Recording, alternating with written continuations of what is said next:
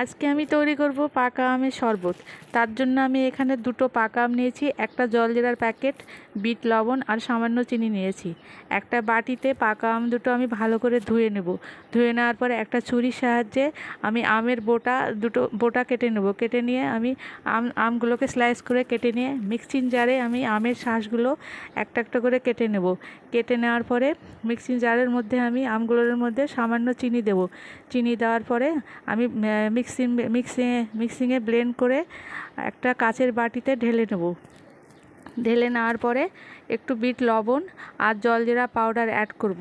Add করার পরে আমি ফ্রিজের ঠান্ডা জল এখানে দিয়ে আমি একটা চামচের সাহায্যে নেড়ে দেবো। নেড়ে দেওয়ার পরে দুটো গ্লাসে আমি ঢেলে নেব আইস, এবং তারপরে আইস কিউব দিয়ে দেবো। দিয়ে দেওয়ার পরে ঠান্ডা ঠান্ডা পরিবেশন করব। আপনারা যদি ইউটিউব থেকে দেখে থাকেন তাহলে লাইক, কমেন্ট এবং সাবস্ক্রাইব করতে ভুলবেন না। আর যদি ফেসবুক থেকে দেখে থাকেন তাহলে অবশ্যই ফলো করবেন। ধন্যবাদ।